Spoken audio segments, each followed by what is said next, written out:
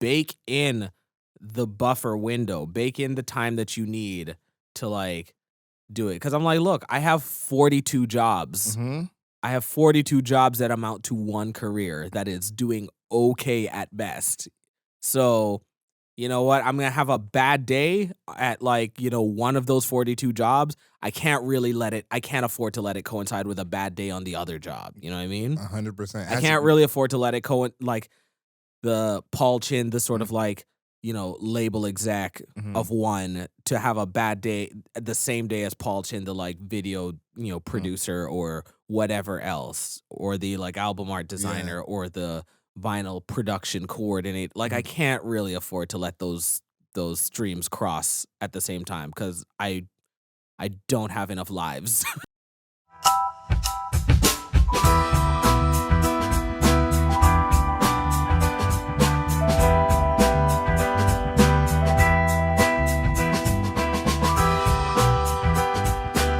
Now, here in the cut, we challenge our guests to finish a tub of ice cream before the end of the conversation.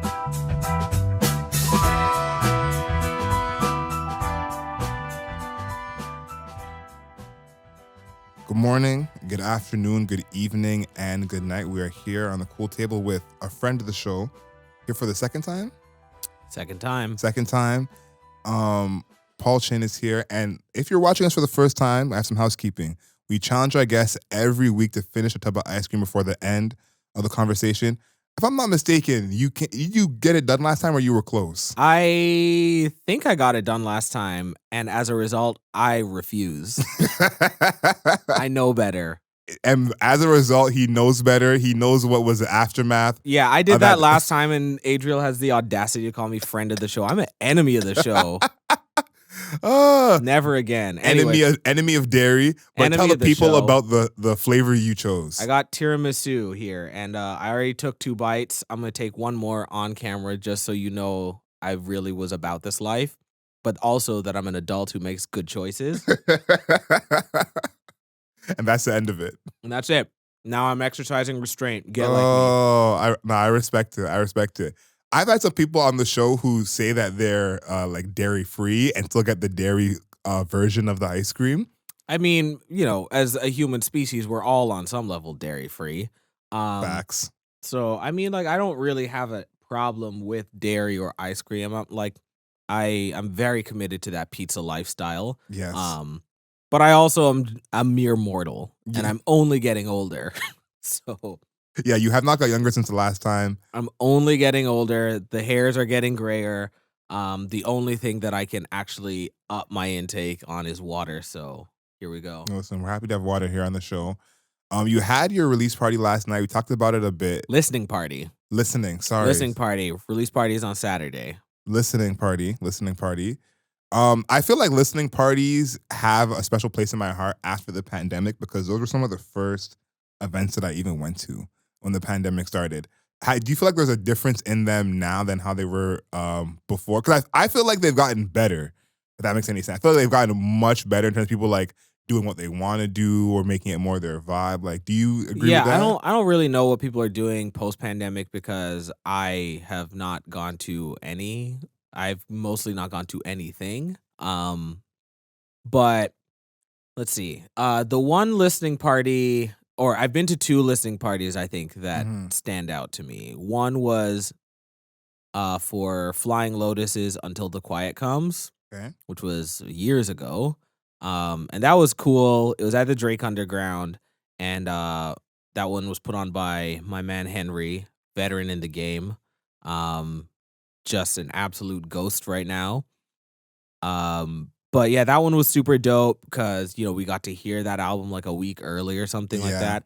And then we were surprised with a guest FaceTime from the man himself, Flying Lotus, projected onto the big screen. So we got to ask him questions and talk to him and hear about it while he was in LA. So that was really dope. And then the other one that I have been to that is of note was Claremont II. Trying to think of which album it was. It was Do You Drive, I'm pretty sure. Okay. That's a Um, little while. yeah, so that was a while ago as well, but that was really great. That was at the old Red Bull space when they used to be on Queen. Throwback. Yeah. Um, and yeah, that was great because it was just people hanging out and standing around, and they ordered us pizza as well, which so you already know I'm sold. I'm locked in. You're there for it. I'm locked in. And yeah, we got to hear that album. Claremont got to talk about it a little bit. Uh yeah, that was just a good time. I was there with a group of friends that I really liked hanging out with. So that was a good one as well. I feel like it depends on the kind of artists. Like the two artists your name are both like super creative, Mhm. and so I feel like see this is about to get into a shade throwing, but I feel like if the type of artist you are, this type of release party you're gonna have, and how you even like market yourself, because I've been to release parties and sorry, release parties, listening parties Mhm. where the album is like underwhelming, you know, like and I mean, I guess you can't really do anything about it at that point, it's right? no, it's way too late, and I'm not gonna name who this person is, but this person, their EP was also so short. It was like under 15 minutes that people were like just starting to like get into it, and then it ended, and she started talking, and you saw like 30 people just do a little, thinking it wasn't done. So I feel like the artists themselves have to their personality has to show in that kind of setting. Yeah, I would never do a listening party for anything under 7 tracks. That makes a lot of sense. I feel like that's just a waste of everyone's time, you That's know what I that's just a mean? grab. That's like I don't like to use the word clout chasing, but it's a little clout chasey. It's not really the thing that you need to be doing with that, you know what I mean? The scale doesn't really line up. Do a live stream. Yeah, this is okay, here's where I land on that. The scale doesn't really line up, Mhm, and I say that as somebody who routinely, mhm, uh, uh, creates things and, jumps into endeavors that are just slightly above the scale that I think that I should be, mhm. right? Um, but I think there's like a difference, like there's a distinction between like ambition and just like delusion. Um, and I walk that line every day of my life, but I think that like, a sub 15-minute, what I would assume like 4 tracks kind of Yeah. thing. Um, that's wild to me. It is kind of crazy because I saw that this is your first like full length, and it clicked to me because I was like, I never realized that you had not put out a full length. I just Mhm. was so used to you as an artist and your music that I was like, oh my god, this is way more songs than the last. Mhm. Talk about that in terms of putting out a proper full length, because you got like some notoriety and buzz with putting out a smaller project. Mhm. Did that change how you went to this one or anything like that? Yeah, it made me way more confident in a way that it maybe shouldn't have. No, I mean, like, I've always wanted to do a Hmm. full-length album, but I think that, like, the thing that doing, like, what? That was 5, Yeah. 5 EPs has taught me is that it's way harder than you think to put together a collection, like, of any number of songs that Hmm. feel like they belong together, and that's kinda my whole thing. So I feel like in making all of these EPs over the years, it has been me getting better at or getting more competent Hmm. at the act of, like, compiling a body of work. Um, and so every single one of those has been just like a practice test for doing a full length.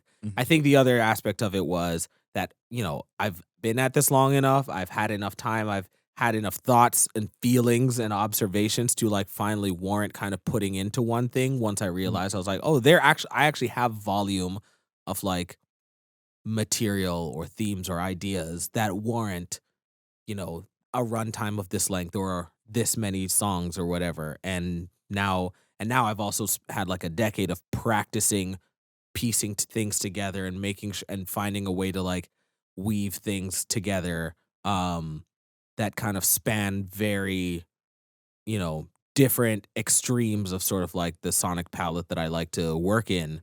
Um so there was that. So like coming out of Full Spectrum, people were really feeling it.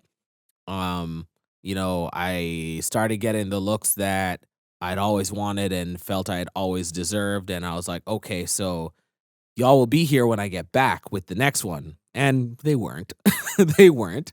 So this is why I say confident in a way that I maybe should not have been. I Um, I think what we said about building a project mhm, is a thing that I think about a lot because most time people do EPs, it's not like that. Full Spectrum, I think part of it being successful was that it's like this is not just a collection of songs. This is actually a project together, of course. And Under Heaven, We Are All Made of Water out now. But I think that was like you said your practice for making something full length. mhm. Did you get some kind of like what's the word fatigue in making this because you had made some smaller projects before? Like when a player who only plays college ball got to play a full 82. No, I don't think so. And I think a part of that is also because I like truly just gave myself the time to Mm-hmm. do it. So I don't really feel like I actually feel like all things considered, it feels like I've spent more time like the passage of time has felt longer Mm-hmm. since I finished making the music. Oh, like since you've been done. Since I've been done making the music and just been doing all the peripheral stuff. So we're talking Mm-hmm. about music videos, album artwork, promo strategy, emailing deliverables to all the right people, Mm-hmm. the dozens of like little social assets and videos and little clips and Mm-hmm. all the tweets and scheduling the Eventbrites and the like all of that, which I have all personally had a hand in, with the exception of like literally the upload to the DSPs. DSPs, Yeah. which my distributor does. But even still, I had to package everything for them. I do all of that myself. So dealing with all of that, and then dealing with all the stuff that goes wrong in all of those interactions and so on Which and it so will. forth, which it did even to this morning. I'll tell you about that in a second. Um, I feel like I've aged 100 years. Um, in just like the I guess 8 months Since project's been done. or in the like 10 months since I started on that side of things. Mm-hmm. Um, Yeah, so I think I like spent maybe 2 years working on music and then 100 years like in the last year just trying to get it ready to come out. What happened this morning? So it wasn't out. It was supposed to come out at midnight and it wasn't out, and I looked at it, and due to a clerical error, which I get it, like, the 2 and the 3 key on the keyboard are right next to each other. But basically it had been sent to the DSPs and scheduled to come out tomorrow on the 23rd, not the 22nd, which is Dang. today. Um but, all praises to God and all, credit where credit is due. Manager jumped into action, distro jumped into action. Everyone was like working on it overnight while I Mm-hmm. just like had the worst sleep of my life, and they got it and they got it out. Yeah, yeah, it got out. It got They out. got it out.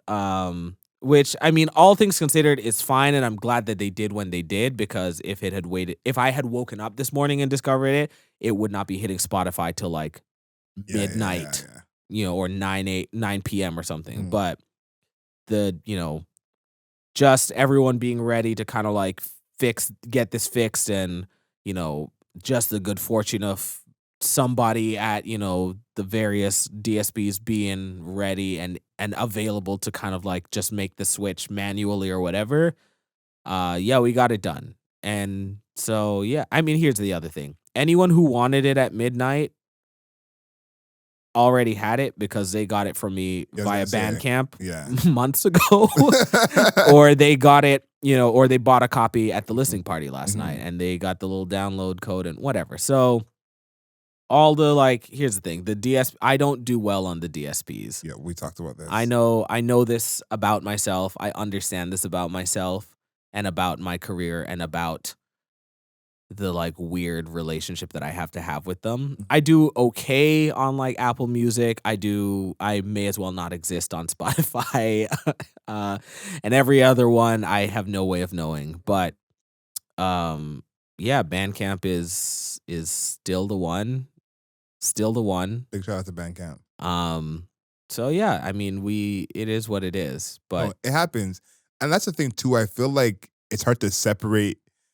Thankfully, you are an adult and the album is already done. Because we mhm, know the people who it's like 3 weeks ago the album is still being touched up because because I What's that like? didn't we talk I think we didn't talk about that with was it Drake and 21 We Savage? did. Yeah, it's like what a luxury.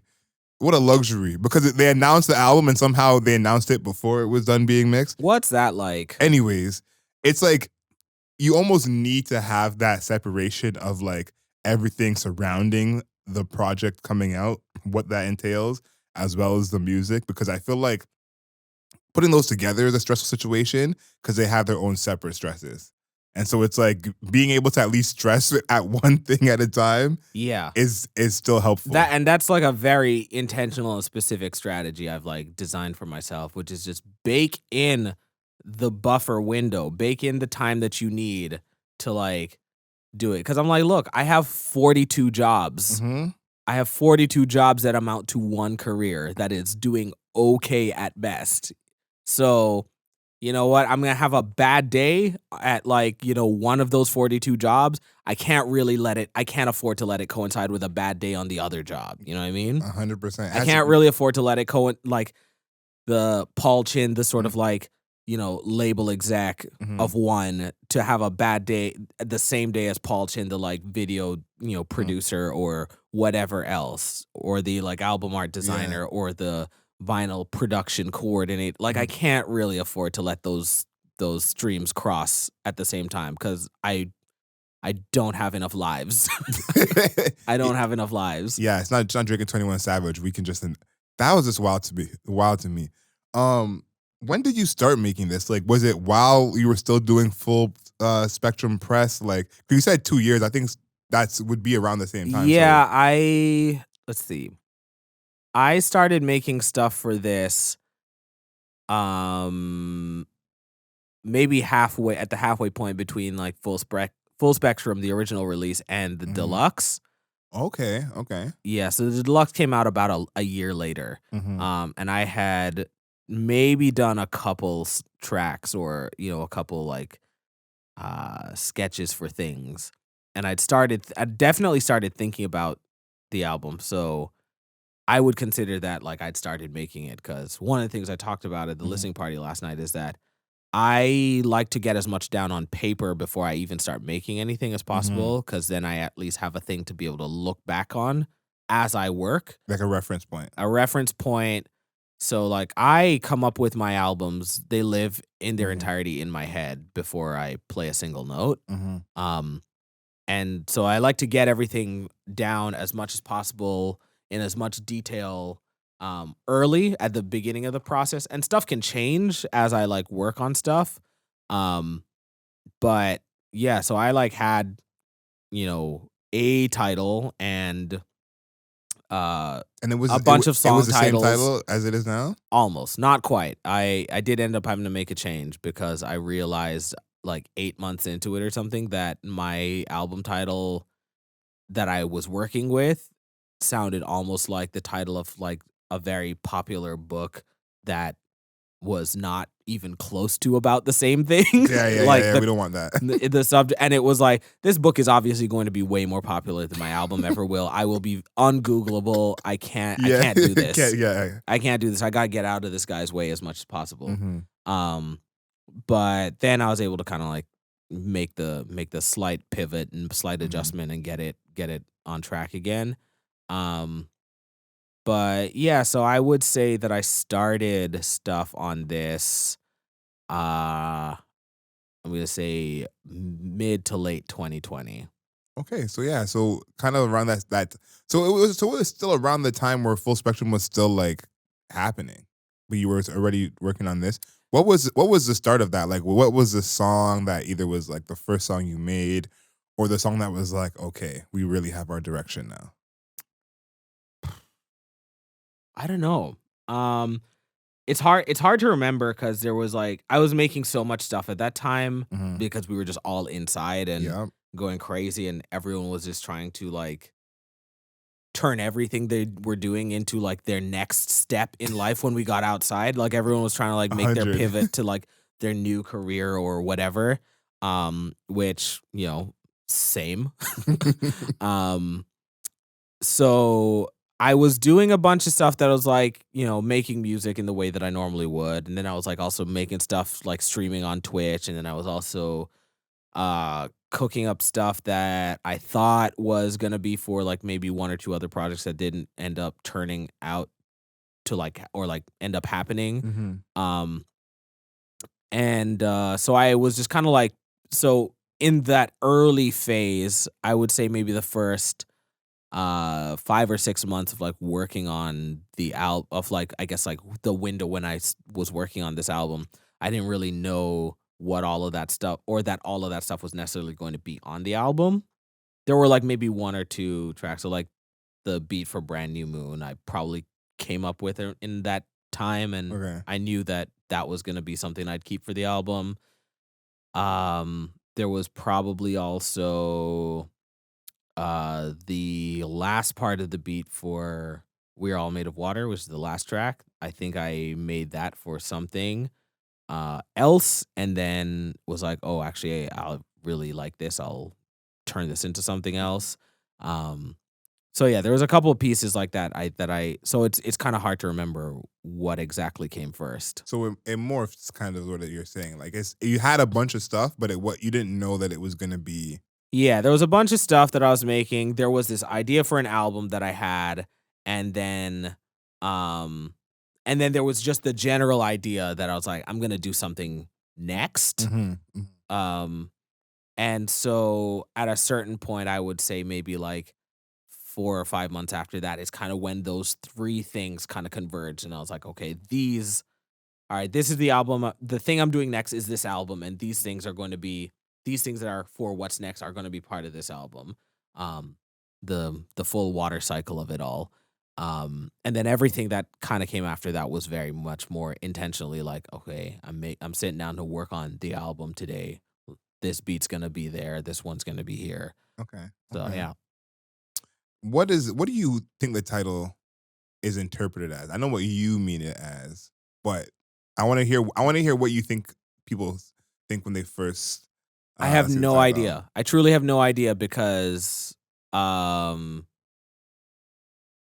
people have only like the only conversations I've had with Mhm. people about the album title are people asking me, "What does it mean?" So So I I guess I'm wondering if you've heard any like, misconception. Like someone comes to you and they go, "I thought the title was this," but then I heard no, that. okay, so I'll give you one thing, which Mhm. is not really a misinterpretation, but maybe the only example of a person who was like who kind of saw it and came and brought something to it. Mhm. Uh There's an older lady at my church actually who I was like wearing the hoodie, Mhm. and she was like seated behind me. And so she came up to me afterward and was like, "Hey, I just saw your sweatshirt and, read the thing on it. I think that's so beautiful. It actually reminds me of this poem. Would it be weird if I like sent that to you?" And I was like, "No, that would be amazing Mhm. because and the story of like this album title is it's actually the last line of a poem that I wrote or that like kind of came to me. Um the title, which is basically the last line of the poem, is what came to me first, and then I kind of wrote it backwards. Um, so I was like, it's crazy that you know of another poem that kind of has similar ideas or whatever, and I would love to hear what or see what that poem is about. And she sent it to me. She emailed it to me, and it was, ultimately kind of similar because it is just like a likening of people and water. But where this poet kind of goes with it is very, very different because we live different lives. Yeah. We live different lives and are inspired by or I guess derive different things from our respective lives. Um, but yeah, that was really cool. I really, really loved that moment. And that's the only time someone has like actually brought something to me that was like, oh yeah, this is what this evokes for me. Everyone else has just been like, what does it mean? I like that that's the response that you're getting because I asked that because this is not a title I feel like you can just kind of figure out yourself But I want people to. I mean, give it a try. well, here's what I'm saying. I think that there's a lot of intentionality in this title. Hmm. And I think that that's the difference is sometimes you hear a title and you're like, it could mean anything. This title is more of like Paul is trying to say something with this title. Yeah, I'm definitely trying to say something specific, but I'm also just sort of like thinking about it from the perspective of like, well, I'm trying to say something, but I could be wrong. I could be wrong, you know what I mean? Like Mhm. my kind of take like this album is about stuff. This Mhm. album is very much like um me kind of like pointing stuff out and talking about it and being Mhm. like, Here's what I think about it." But also this, I'm a person who is also living in the world, and I have ideas about stuff and things that I'd like to see, and I fully know that there's also like way smarter people than me who Mhm. also are thinking about and concerning themselves with the exact same issues. Mhm. So the example I'll give you is the song Brand New Moon. Yeah. That one is basically just like hate mail to the billionaire class. Um Particularly, Bezos and Yeah. Elon and Oh, who's the other one? Richard Branson. All them dudes who are just like trying to like race each other to space or whatever. gross. Um and so, you know, it's just like an insane thing that's like happening in our world. And that was just like on the news all the time, like every single day for months. And people were like so enthralled with this. And no one was asking the questions, or like nobody seemed to like want to publicly connect the dots, or that was like, are these the same guys who have like people peeing in bottles?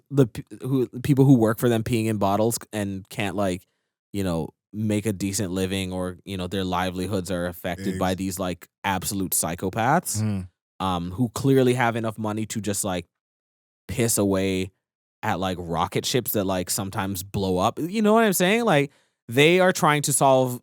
They are coming up with solutions for problems that aren't even like real Aren't even problems, our problems. that aren't even real problems, Yeah. um when or that are partly problems that they have a direct hand in the present, not in the future, in the Mhm. present, in contributing to. You know what I mean?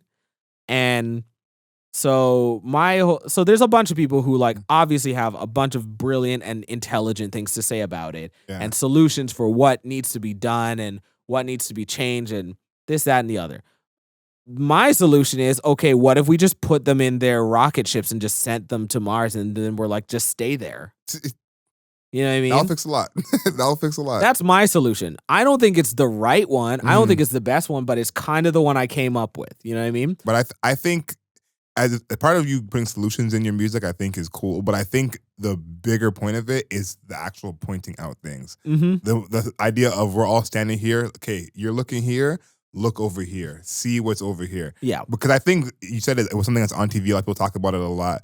I always think of in the idea of people don't know how much $1 billion is. No, they don't. You know, Absolutely not. and I think it's like we've made a million sounds, which a million is a lot of money. Let's not get it twisted. $1 million is a lot of money unless you live in Toronto. A million in Toronto, you still can't afford rent. $1 million in Toronto is monopoly money. No, 100%. You still need to get married. $1 million can't buy you a house. Like you need. How crazy is that? How $1 million. crazy is that? But it's like it's part of the idea of thinking about how much is $1 billion really, and that comes from us thinking how much $1 million is. Mm-hmm. Because I said this last week. Quality Control just got sold for $300 million. That's the whole label. And that whole label talks about money. Lil Baby, Migos, they just talk money all day. Mm-hmm. They got sold for less than half of $1 billion. That whole entire imprint. And so when you think of how much $1 billion is, we again, I think we underrate it. And so people like the Elons, like the Bezos of the world, how we And those are people who have multiple billions. exactly. $1 billion is a lot of money. They have a lot of those. Sometimes more than 100 of the billion. So it's like how we view that is almost like it's almost so far that we can't even understand it. Like we shouldn't have numbers that go that high. Well, like on. what else are you counting that goes up to $1 billion? We shouldn't have numbers that high. And the thing I think too is like this happened a lot during the pandemic is like the pointing out of things. And I think that I personally like discredited that a lot because I was like, you don't know this? Like I was like, I can't believe you don't know this. Mm-hmm. And over the past 3 years, we've seen a lot of stuff that people are learning for the first time, don't know, don't think about. Actively resisting hearing and learning. Actively assuming things aren't true as well. Refusing to believe that they are what they are, even though you can put it right in front of their faces. Yeah, so I mean, yeah, my whole thing is like my album is a lot of pointing out, and I Mhm. have a couple answers, Mhm. but you know what? I also just like sit in my house and make music for a living. So like my answer should be maybe the last resort most of the Mhm. time, Mhm. but it's something there. And it's also kind of like I'll put it this way. I was hanging out with a friend of mine, Cassie Cow, who's a stand-up comic, and she was like telling me about the first time she ever like heard like jokes in stand up. Mhm. And it's like her favorite bit, and it's Chris Rock's bit about gun control, Mhm. which is his solution is we shouldn't have gun control, we should have bullet control. Everyone I can heard get that. a gun, but you make bullets prohibitively expensive and like near impossible to get, and then you Mhm. solve the problem. Um and and she was explaining to me how it's like this is funny because obviously it would never happen. It is a thing that theoretically could be done, Yeah. and the joke is not actually just like the setup. The joke is where how he describes how it would work and what it would look like to do all of that. And it's funny because it's so absurd and you know it'll never happen because it's so many lengths to go to. Yeah. Um and so I think that a lot of my answers are really jokes, ultimately jokes, Yeah, because it's yeah, like, yeah. yeah, I guess we could do these things. Mhm. Um, but I also guess that if we talk about these things and if we give enough air to my like ridiculous ideas, Mhm. it will really kind of help point out like this is maybe too much work to do it this way, and it could actually be way easier to Mhm. solve the problem now that we acknowledge it's a problem if we just kind of, looked at the smarter people's Yeah, answers. yeah, exactly. It's like there are people who are smarter who have the answers. Yeah, my job is not actually to have answers about any of this stuff. My job is to make you dance. My job is to make you dead. That might have to be the quote from this one. Yeah, my job is not actually to have answers about why the world is like as terrible as it is. My job is to actually it's to find a way to make you dance despite how terrible it is. But this album was like, okay, but what if we could do both? This What album, if we could actually like be more explicit about the relationship between those two things? I think there has to be that relationship there, and I feel like you've just made that choice. You said that before. You just clearly made that choice to do that. The first song, "No Fear, Just Vibes." Mhm. Talk about making that the intro, because I feel like this is what I always say with artists is like there's two kinds of listeners. There's a listener who is like, I don't even know what they're saying, and I know the words, but I don't actually know what they're saying. Uh-huh. Then there's a listener who it's like, nope, I don't like the words of this song. I don't like the themes, and I cannot listen to it. Yeah. And it's like, especially for music you're making, there's a lot of the first listener who like that kind of music, who's like "Pff, vibes, beat, banging.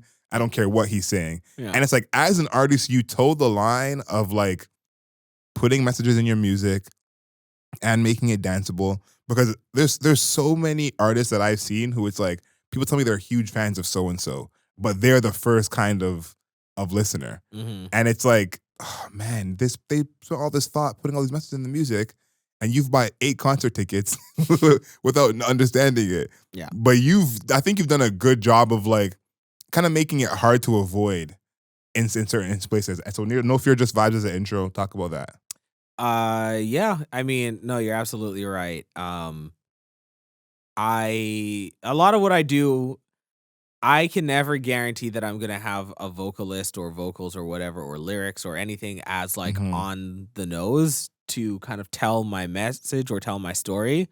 And so I'm like, if I'm making stuff that's instrumental, then I gotta find a way to kind of package my themes and ideas into things like the album title, things like the song titles, and then kind of hope that, along the way as people listen to it, maybe someone will read like an album bio, maybe someone will hear an interview, whatever, Hmm. and gradually over the course of many listens and many like, check-ins with me and what I'm up to, um, get a sense of like what I'm getting at and what I'm interested in and what I'm talking about these days.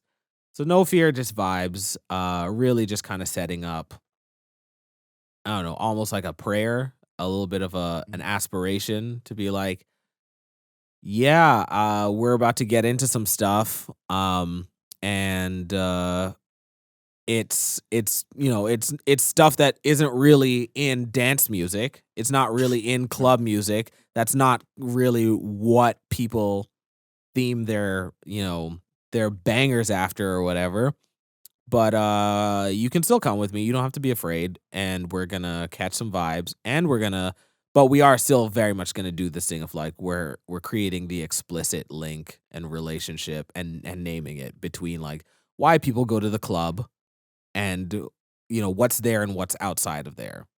Like this album is like, I like that. What's there and what's outside of there. yeah, this album is very much like my love. Like, yeah, like I said, it's about stuff that I'm observing about the world, how we treat each other, and you know, a lot of like doom and gloom a little bit. But it's also an album for the club, and I think that my hope is that people will, or I guess this will kind of like allow people to sit more in between those two things as opposed to being like I'm either like a club head, I don't care what this is about, I'm here to like throw that ass back, or I am, trying to catch some headphone like lo-fi beats to study/chill to or whatever, you know what I mean?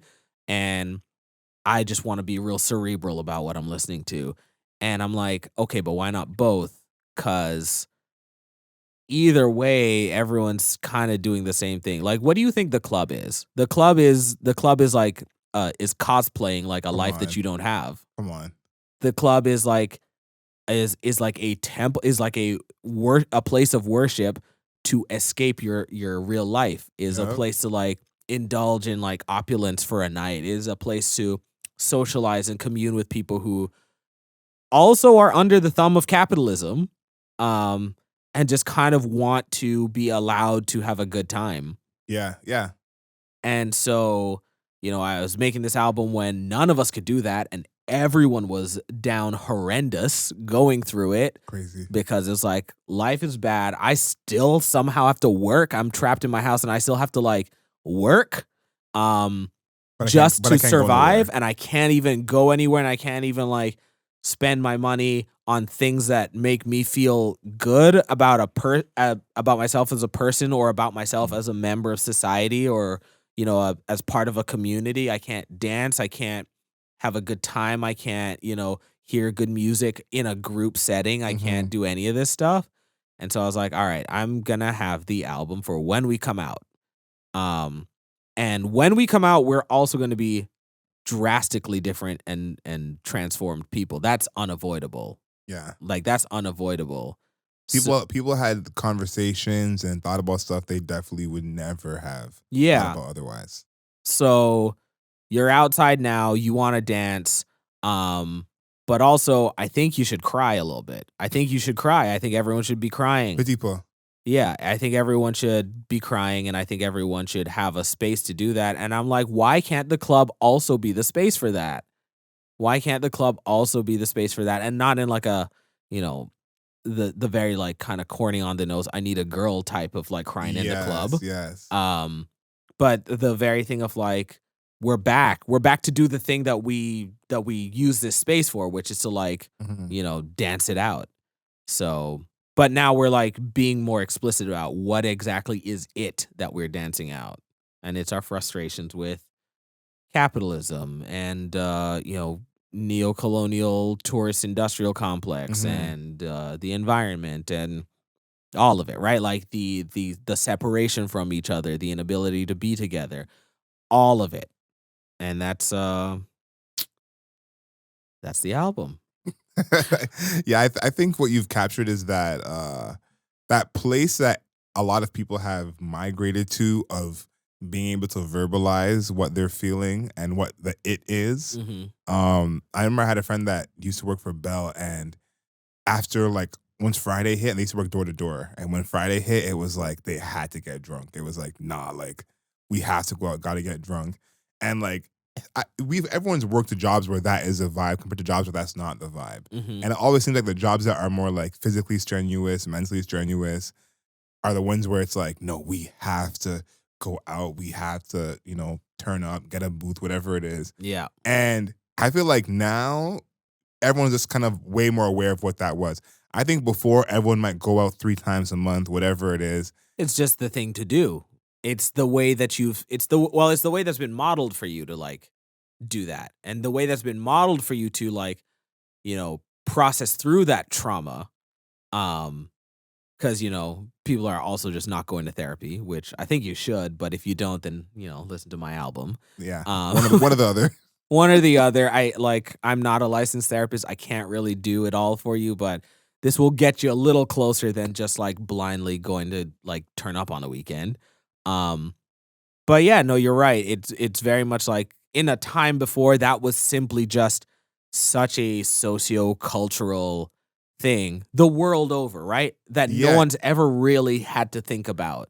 and that's the thing too, is like, this is what I thought about. Like, I go to a lot of concerts. Concerts has always been my thing more than the clubs. Like, Mhm. I'll see live music and spend my $50 there, then just get a bottle. Yeah. And even in that sense, there's a part of that, the festival scene, especially, which took a huge hit during COVID, Mhm. which is like a lot of the festival scene was not like the music lovers.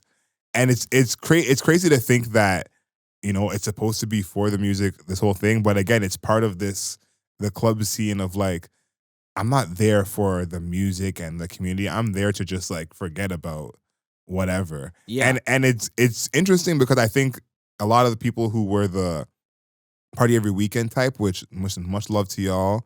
Y'all are employing a lot of people with that lifestyle. But a lot of those people, Please, I hope to see you on Saturday. exactly. A lot of those people became the like drink at home folk. And even in that sense, it's like, it's just the awareness grew. Mhm. And I thought that was so interesting because I feel like your album is like, it really shows some of that awareness growing. I think in the pandemic, a lot of it was like, I'm alone, I'm isolated, I hate it. And there was a lot of pandemic albums that I think were like coming with that tone. It was almost like a whole different energy than before. But no, I think knowing you, I know that like you didn't just wake up in the pandemic and it was like all of a sudden I see things. But I think that you've captured that in a way that matches the general awareness of all of us. Yeah. There's a group of us who were like, okay, we see what's going on. This is what it is.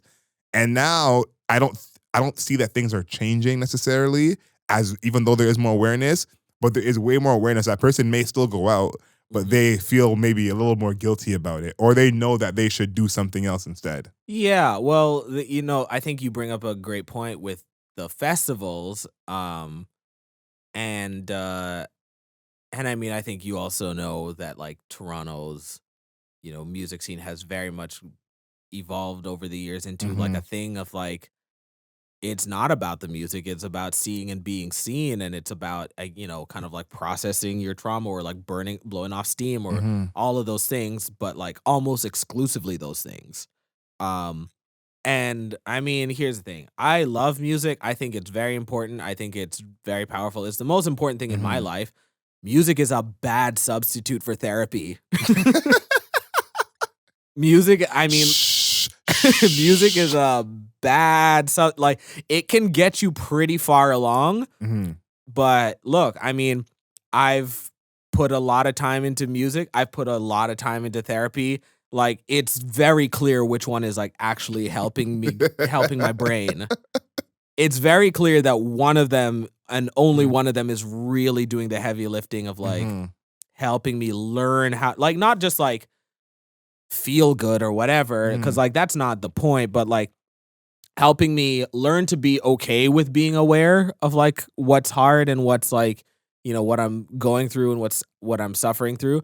And then also like helping me figure out how I want to be a person who, takes a little more control or has a little more agency in that and is like not intimidated by that awareness, um and then can like explore what does it look like to now attempt to do anything about this or to unlearn things that are unhelpful for me or do not serve me or to get better and more practice at things that are just better and healthier uh techniques for coping with the stuff that ails me, because that doesn't go away and Yeah. therapy can't make that go away, but neither can music, so like what are we doing? Okay, that's the thing too. It's the make it go away part that I feel like is definitely like a huge part of the thinking.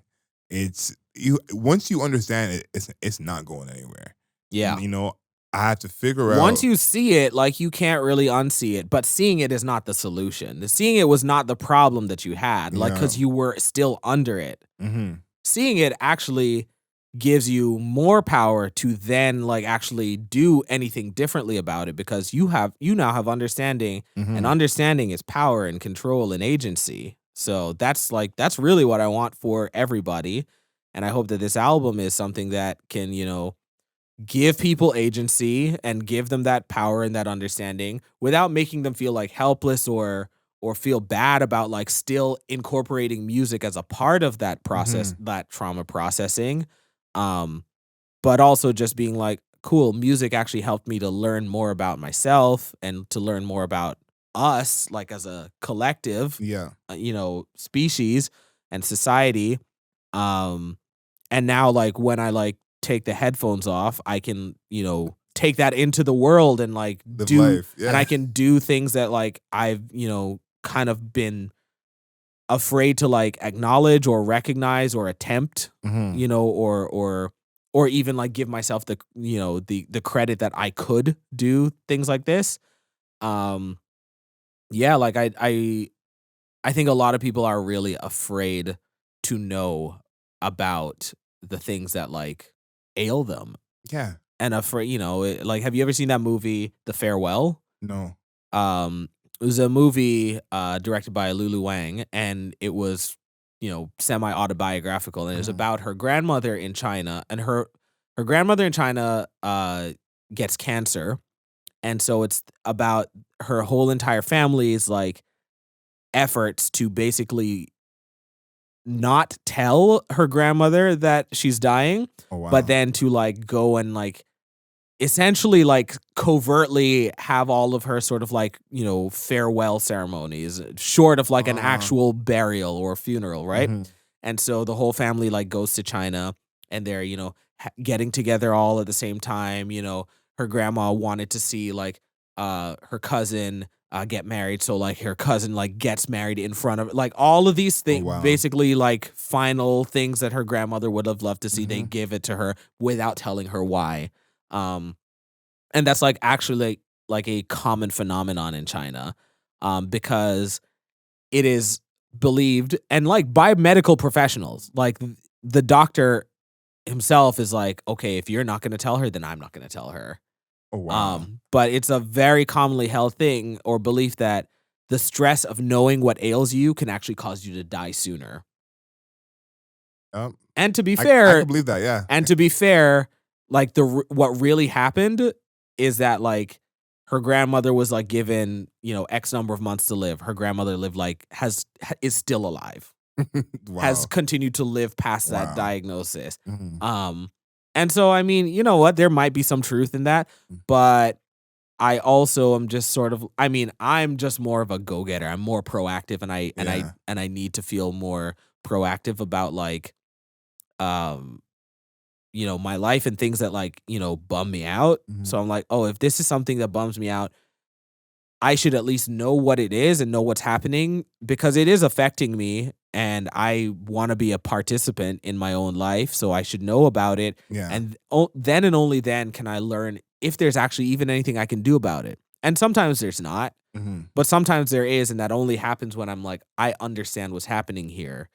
And now and because of everything else that I have learned about myself and Mm-hmm. continue to, like, make proactive efforts toward learning about myself and growing and trying to, like, be an increasingly better and more empathetic, but also, like, more effective person at the values that I claim to espouse, then, like, I can't really do that blind. That's the thing. There's certain things you can't do blind, and I think as well we don't really see a way of like knowing and not worrying. I like the example you gave of the farewell. It's like that's a good example. It's like how you gonna have cancer and not worry about it? That's like you got to be Yeah. some kind of psycho to be like, yeah, I have cancer. It's cool. Yeah. Like like it's hard to know that you have cancer and also not worry about it. But we take that same mindset to so many things in our life of like, if I don't know, then it can't stress me out. Yeah, if Or if I I don't know, pretend it I don't, can't hurt me. And and it's like, "Oh, yeah, it totally still can, though." it extremely can still hurt It you. totally still can, and it can hurt others around you, which I think is also very much, I mean, this is now we're like way in the weeds of like this album and now kind of like getting into the territory of like another one that I have like, Mhm. on the way or planning. Um but yeah, like that's the other thing too. Is just sort of like, yeah, this whole thing of like willful ignorance or like fear of knowledge and Mhm. whatever, like can make you a worse person for the people around you. Yeah. Because everyone can learn to cope, everyone Mhm. can learn to deal with it and to compartmentalize for themselves, but you don't live in a vacuum. Yeah, yeah, yeah, We, yeah. no one is an island. Yeah, this is not The Last of Us. You're not living in your own little house with no Yeah. one around. I think the other thing too, I think it was J. Cole that said this quote, and an amazing one. Talking about people who are free thinking. Mhm. There's been a lot of free thinking going on the past 2 years. Shout out to all the free thinkers out there. But he said free thinking is not free when your ego is involved. And I think that's a huge part of all of us as a community growing together with this awareness, and part of something like art helping us do that is because your ego being involved is not like a mandatory thing. You have to choose to bring your ego involved. And I think that sometimes the information people use that as like a crutch of like, I know so much. Pfft, look at me. I'm aware of this. Mhm. Look at me. And it's like the awareness of it, take the ego away, you now have to fix it. You now have to deal with it. And it's not just, oh, listen, I'm a dickhead, but I know that I'm a dickhead. It's like, Yeah. because there's a lot of that. Yeah, yeah, that's the other thing too, right? Like a lot of people, well, so, not to be wild and like Like, get and be like wild. not to be wild and just be like, okay, but here's the merit of those people too. But you know what? I will say those people, I still would much rather, encounter, not deal with, not live with, but Encounter. encounter than the ones who like I have to live with who are actively and constantly and consistently avoiding, the agency and the accountability that they have for the stuff that Yes. they're hiding and running from, but is like dropped in the laps of those around them. Cause Yeah. I can't rock with that. I'm a big believer in let people believe people when they tell you who they are. And so when those people who are like, I'm a dickhead, but I know it, I'm like, all right, Yo, cool. Well, I yelled at one thank of my you. friends yesterday Thank saying you. that. And I appreciate you being honest and forthcoming with that, because now I am empowered with the knowledge that I don't want to be anywhere near to you. peace out. I said this is like when someone tells you who you are, believe them, because it's like we are grown people. Like at least people I hang out with, I hang out with grown people. Hmm. We grown. We don't need to worry about this potential thing. They're gonna change. It's not the NBA draft, okay? Like you grown. If you tell me you're a dickhead, I'm willing to believe you. That's who you are. So 100% agree with that. All right, I got a couple things to ask you about before we get out of here. All right. Your tour with Shad. It's been I don't think you even had announced it the last time we talked. What was that like, and how does that make you feel about future tours for yourself? It was cool. We did just like a shorter run on Hmm. his like longer tour. But it was cool to like get on the road and get out of Toronto and go and yeah, just kind of like be at a show that quite frankly no one was coming to for my name. Hmm. But also, be a good fit for that. Like Yeah. I was a great fit for that tour. Hmm. We should do it again, Shad. Um and it's yeah, that's kind of like really what I want in my entire music career, which is just sort of like, look, I am the guy who your favorites want to be around. Yeah. Yeah. Your favorite's favorite. Your favorite's favorite, and I've been talking to my manager about this a lot more lately, and I mean we're trying to figure it out what exactly that looks like and how you like take steps toward Mhm. cultivating that. But um my inevitable goal, my end goal Mhm. is to log off forever. It's not a Grammy, it's not plaques, Leave the it's not any of interwebs. that stuff. That stuff is cool. I would also like it along the way, but I will not be done until I can log off forever. I'm so with you, man. I'm so I with until you. I can log off forever and continue. And logging off forever doesn't mean I'm done making music or I'm Mhm, done being on the internet or wherever, mhm. music is found. But I am trying to get to a place wherein all of your favorites, who are, also my favorites, are doing the legwork of like being like, you should be aware of Paul Chin. Yeah. You know, I have a very online career and active and pre-save and stream and run up them streams and blah blah blah blah blah. Also, though, I'm on Paul Chin's project, or Paul Chin produced this thing, or going on tour and bringing Paul Chin on tour because I think you need to know about him. I think you. This is the thing. Fans are fickle. This is what I have learned. Fans are fickle and also finite, and they can't do everything. They can do a lot collectively, but at the numbers that I'm talking about, like, they can only do so much. And I Yes. understand that. That's totally fine. Mhm. Love and respect to everybody who you know, likes and shares and tweets and all of that. Big up BTS Army. Um, BTS Army stand up. BTS Army.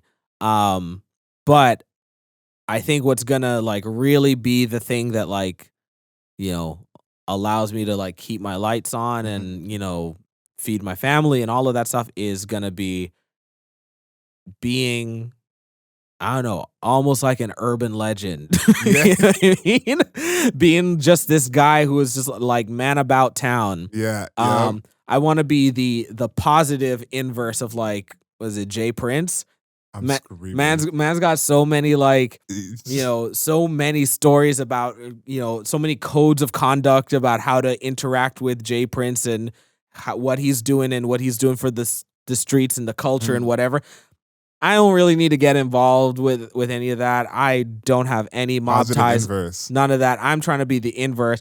I'm trying to be the guy where all your favorites are like, yo, you should really listen to Paul Chin. You should go Mhm. check out his music. You should learn about this. You should watch all his interviews. You should Mhm. study up on the things that he's had a hand in because it's all the stuff that we love. It's all the stuff that has nourished and benefited our culture and our favorites and Yeah. us and our own careers and whatever.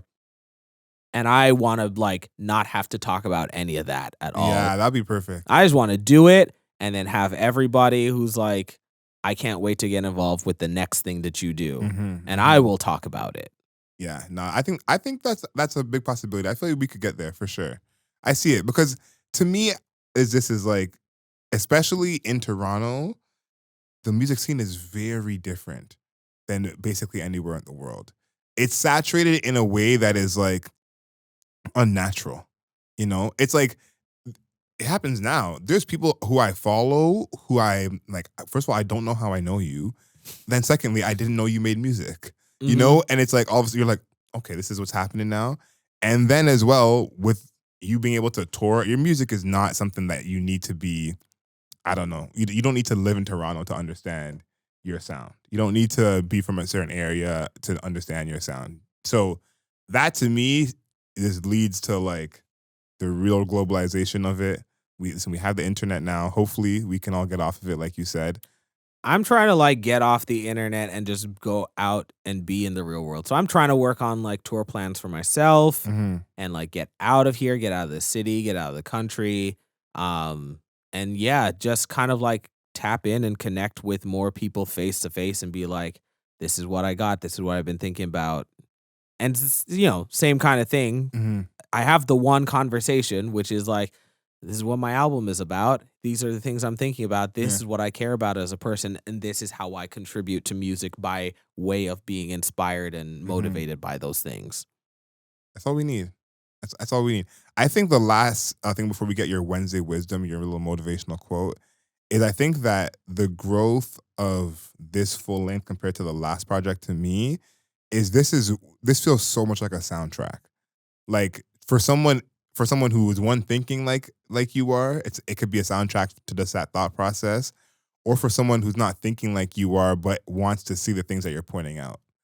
I think that this being a soundtrack to that is extremely, extremely important because there is such a large portion of people on one side that's like very, very political, very kind of anarchist, and it's like we do love that. Mm-hmm. But there is like a kind of a middle ground of more like, just look, you've been watching TV all day. Look at what you're watching. What does it mean that this is always on? How do you feel about that this is always happening?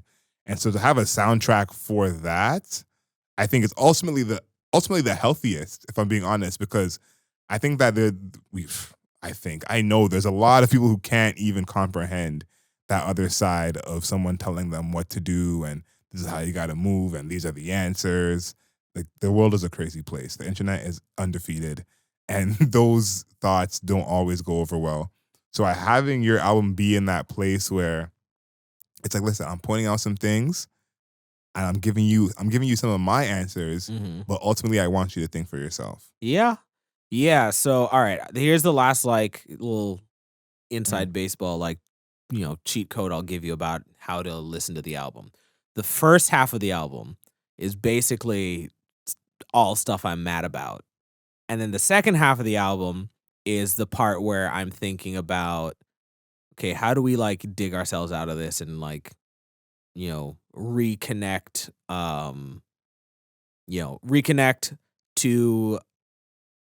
to communities, not to society at large, not to the sort of populist rhetoric or whatever, but like to actual meaningful communities that you like actually have investment and derive value from. Um, so think about it like that. Turn up, fight it out. First half, second half, relax, start to like, I don't know, keep a journal, write some stuff down, Mm-hmm. and yeah, you're right though. It is specifically a soundtrack to that. Oh, man, I think it's important, man. This is someone told me this in the pandemic, and they said, Angel, do you have an album that you cry to? And I said, an album that I cry to. My first question was, why are you crying so often that you have an album for it? But it made sense to me as like, you know what? If you are gonna cry and you feel like it's a time to cry, you might not want to put on Gangstar. I can understand that. And it's like that made me think of like having a soundtrack for so many different things in your life, so many different emotions in your life. And this is one of those. It's like, you need a soundtrack for this. You going through all these thoughts in silence. You need something. Yeah, To play to here's that. the thing. Like I said, I think people should be allowed to cry in the club, but like and dance at the Mhm. same time. You know what I mean? Get it all out That's there. freeing. Get it all out there. Um, but yeah, I also said this album is not a recommended substitute for therapy. You did say that. This You is did not say a that. recommended substitute for doing the work for like actually, growing and changing as a person. This is the beginning. This is the welcome mat at The- step I was 1. gonna say it's the layup line. This You is you the haven't checked into the game yet. Yeah, this is the welcome mat. This is how you know you've arrived at the right building, Mhm. but there's further to go You got to still. check in still. You got Yeah. to check in still. Last thing, do you have a quote for Wednesday Wisdom? You've dropped a bunch of gems in this episode, but is there something that you either like remind yourself of often or the people around you that kind of, keeps you in check when you're feeling a little different? I wish I remember what you had last time because I feel like you probably had a good one Yeah, I don't last remember what time I as had well. last time. All right, here's what I have this time though. It's actually the title of the album. And under heaven, we are all made of water. I, Whatever you think that means, tweet at me. Let me know. I think that was an amazing way to end off. If this is your first time listening to us, you made it all the way to the end of this interview. You know what to do. Leave us a rating and a review. 5 stars, not a single star less. Follow us on all your podcast platforms: Apple Podcasts, Spotify, Google Podcasts, Amazon Podcasts, wherever in God's name you're listening to podcasts. Sure you subscribe to us. Follow us on YouTube as well. The Cool Table live on YouTube. And the Cool Table goes live every Wednesday at 11 a.m. on CJRU 1280 a.m. in Toronto. Of course, until next time, know yourself, know your worth.